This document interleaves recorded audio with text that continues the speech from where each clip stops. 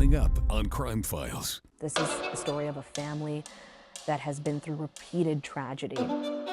My sister was brutally murdered. I didn't mean it. I'm telling you, I didn't mean it. And then we fast forward to 2018. Now, 12 years later, her daughter is murdered, brutally murdered. One family, two murders, and striking similarities. I hit her quite a few times. This is the story of Death Strikes Twice. It was like halfway through the hits, I knew she was already gone. The fact that they chopped her up. Leave her. You already killed her. Leave her in one piece. She was my friend. I love her. What happened? This is the first time that you've decided to speak publicly about Lisa's murder. Yeah. Why? Crime Files starts now.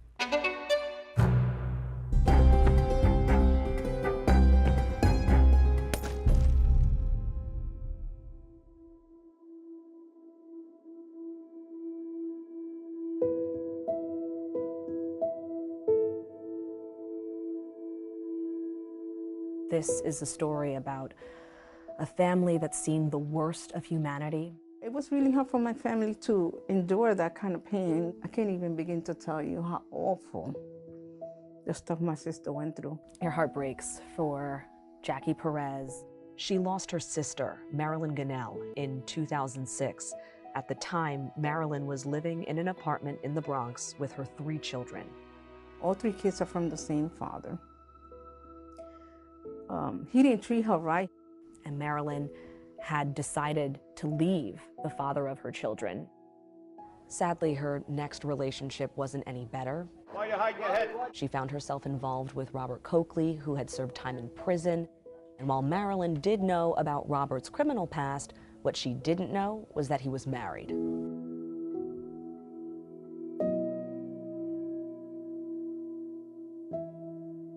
On March 30th, Marilyn Ginel is at home at the Sotomayor houses in the Bronx with her 3 kids when her boyfriend, Robert Coakley, shows up at her front door. But he's not alone. His wife, Maria, is there with him. And through police interviews, we hear exactly what happened straight from Robert and Maria. It was just me, her, him, and the living room. By that time, the girl was in the room because he was scared. He wanted my sister to give him money. If I remember clearly, it was like $35 she had. That was supposed to be for the baby or whatever. Marilyn was 9 months pregnant with Robert's child. And we're in the back room arguing and stuff, and I'm telling her I'm not gonna give her no money. You know, I don't have money to give you. Well, it had taken her son and put his arm like this here. He had a knife ready to cut the boy's ear off his face. Marilyn approached him. There was a stick she keeps in the room. It's like a little bat. I just picked it up and started hitting her with it. I hit her quite a few times. When you take a hammer and a coconut, you try to break the coconut, that's the noise that I heard. After they did what they had to do with her, they had strangled her, dragged with an extension cord. Her throat was slit. She was across the bed. Her face was facing the window and all of this here was blood. All of this here. I left. He checked on the girls. The girls was nice and quiet. I told the little boy, please don't say nothing. Don't say nothing. She was murdered in front of her son. They saw him next to her while she was brutally murdered. And her baby didn't live either. I didn't mean it. I'm telling you, I didn't mean it. And then we fast forward to 2018. Even worse, because I never wanted nothing to happen to her because of what we went through with her mom. Lisa Marie Velasquez is the oldest of Marilyn Ginel's 3 surviving children, who are all raised by their grandmother after her murder. In 2018, Lisa's 25 years old, has a lot of friends, and like many at that age, is trying to figure out her future. She told me she wanted to be a police officer, but she also is into sports, but always engaging and helping everyone. You know, she was never selfish in that way. She was never selfish at all. She was very overprotective, and she loved my daughter. And, you know, she was somebody I could talk to.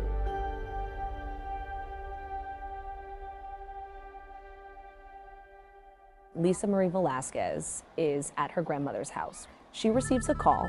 Her grandmother does not know who is on the other end of that phone call, but immediately thereafter, Lisa says she's getting up, she's getting dressed, and she leaves the house. So obviously my mother asked her, where you going? And she had told my mother, mind your business. Lisa never comes home that night, and she's not responding to any calls or texts, which is unlike her. And so one of her friends takes action. She called the police or the precinct and reported her missing. She went to my mom, and that's when they started the whole missing process. We started making flyers, putting it all over Facebook.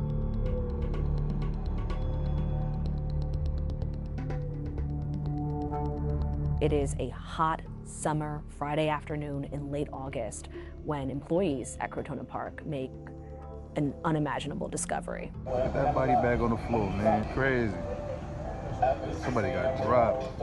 There were two large black, like construction type garbage bags on the sidewalk right by Crotona Park.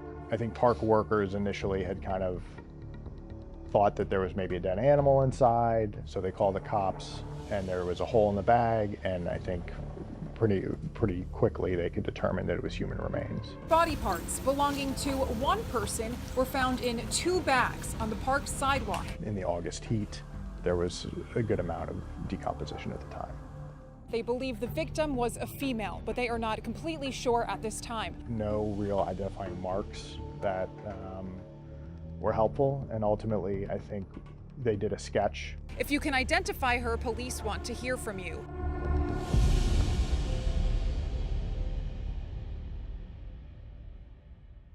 Following Tuesday, late Tuesday night, officers are called to Barretto Point Park. Her family made a grim discovery Tuesday when they found body parts washed ashore in bags here in the park. And in the water, there were additional garbage bags that contained the rest of her remains, so 2 legs and 2 arms. I didn't work far from the parks. I had seen, that Citizen app. I had seen something come up and something about that incident, and I totally disregarded. Then we saw the sketch. Actually, News 12, We saw the sketch, but the sketch didn't look like her. There was something about the parting of the hair that got me a little funny in my feeling. The family saw that sketch and made a phone call. The detectives came to the house. Oof, like my heart dropped.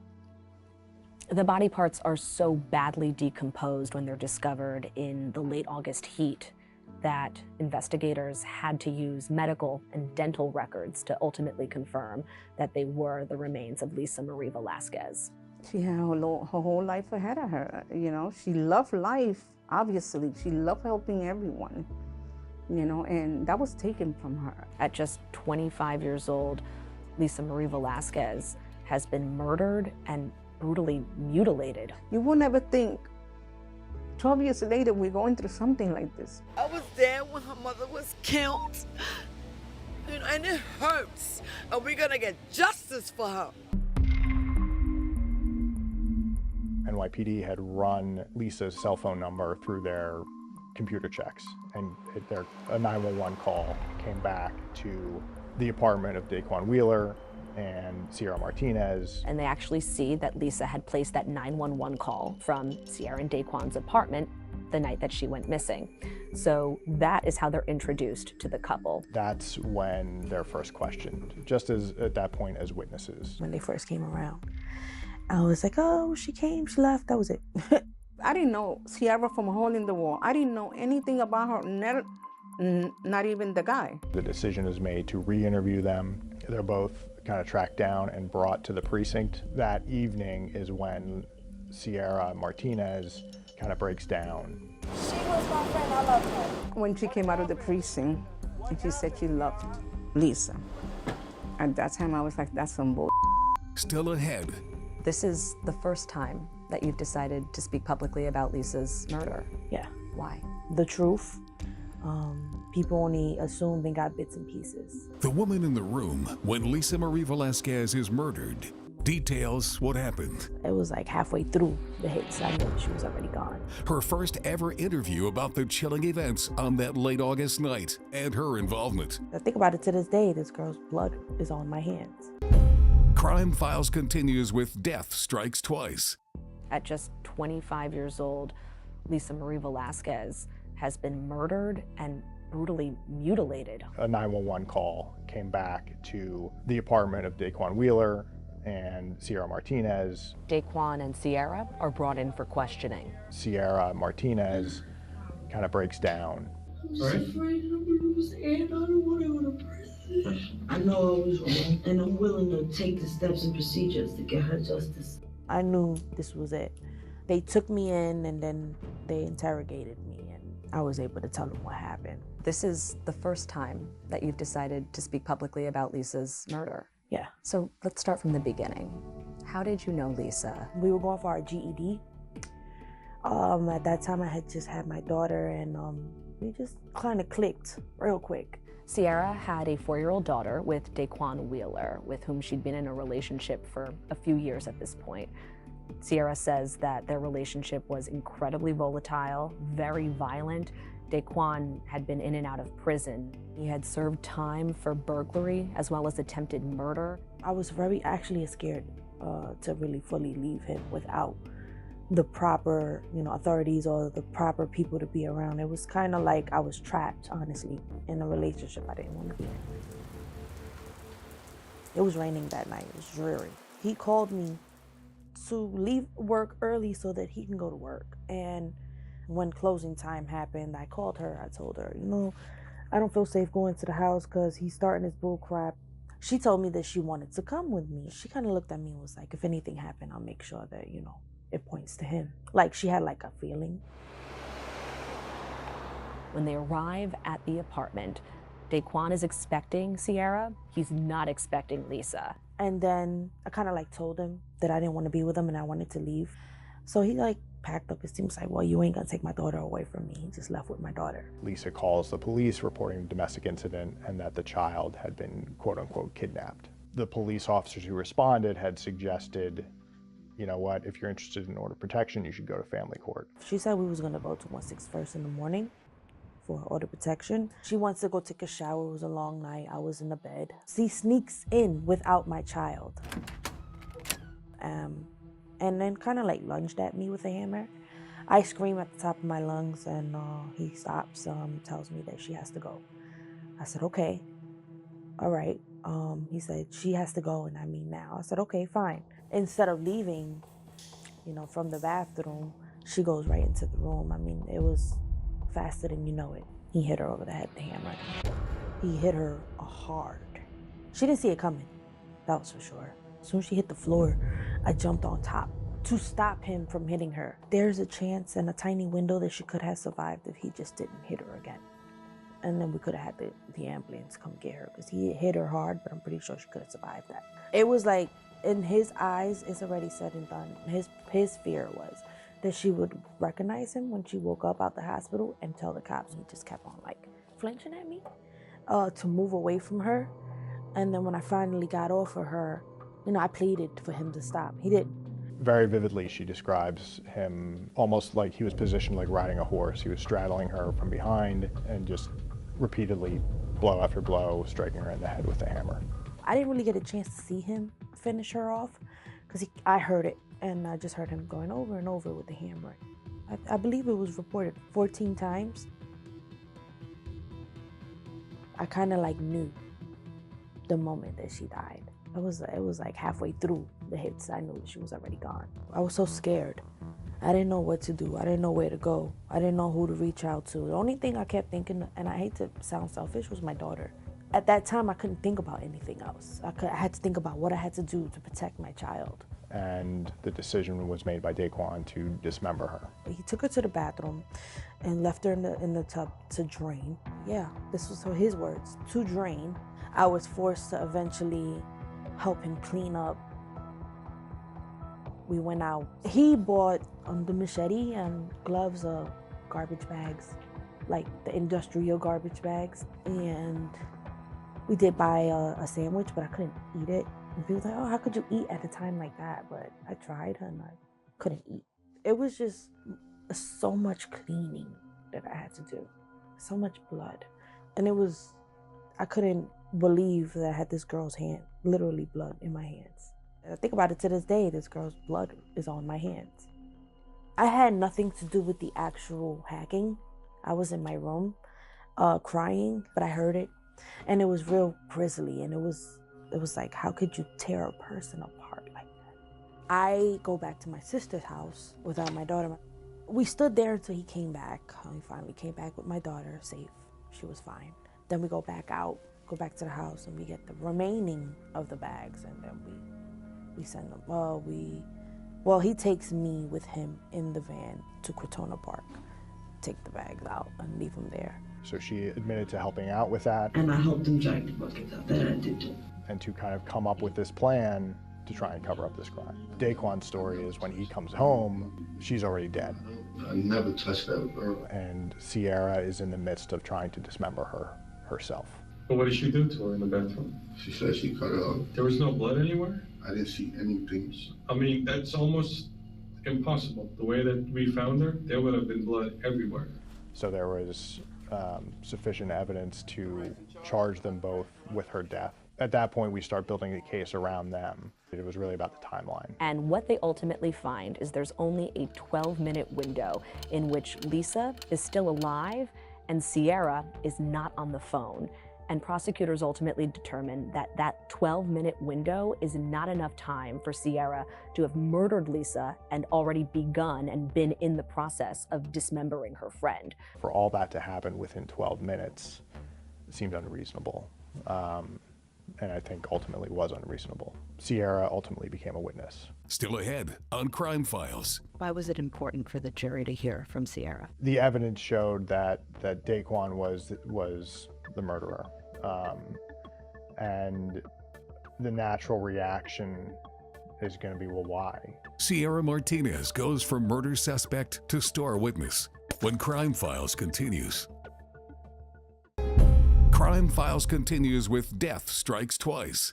The story of Lisa Marie Velasquez and her murder is a story of a friend who rushed to the rescue of another friend. She's ultimately ambushed by the very abuser that she's trying to rescue her friend from, and not just murdered, but quite literally ripped apart. They decide that Ciara, while involved in discarding of the remains, is not involved in the actual murder of Lisa Marie. And so in exchange for her testimony, she is given a misdemeanor charge of conspiracy under duress, and the prosecutors decide to have her take the stand to hopefully secure a conviction against Daquan for murder. It was hard to intake, but then I gave in and I said, okay. Why was it important for the jury to hear from Ciara? The evidence showed that Daquan was the murderer. The natural reaction is going to be, well, why? And when you have a situation where there's 3 people in a room, one of them's dead, one of them's the defendant, it kind of really directs you pretty quickly to that third person. It was hurtful. I mean, listening to her and how she couldn't do nothing. Maybe you wouldn't have to do it, but you could have told someone else, you know? And maybe we would have had her today in one piece. Would you have called police if you could do it again? In that day after? I'm gonna be honest with you, I don't think I would have changed anything to save my daughter. I'm not gonna lie, I had the open window to go. I had a time that he was not there around me and my daughter, and we were safe away from him. But at that time, I was in shock. There's just certain things I shouldn't have done. I should have reached out when I had the chance, and I didn't.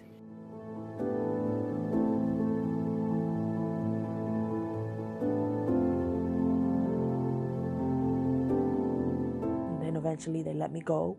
I served 9 months. Some people will say that's not enough. A lot of people will say that I should have gotten the same thing he got.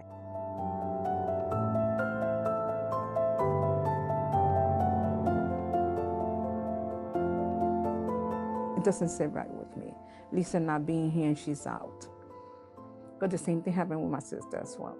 Robert Coakley was tried for Marilyn's murder and was convicted and is currently in the process of serving a 25 years to life sentence. His wife, Maria, actually testified against him. She was convicted of a robbery charge and sentenced to 5 years in prison, and she has since been released. She testified against him as well, you know, so It's so unfair. Life is unfair. He's in and she's out. Over here with Lisa, he's in and she's out. And new tonight, a Bronx man found guilty on murder charges in the dismembering of a young woman back in 2018.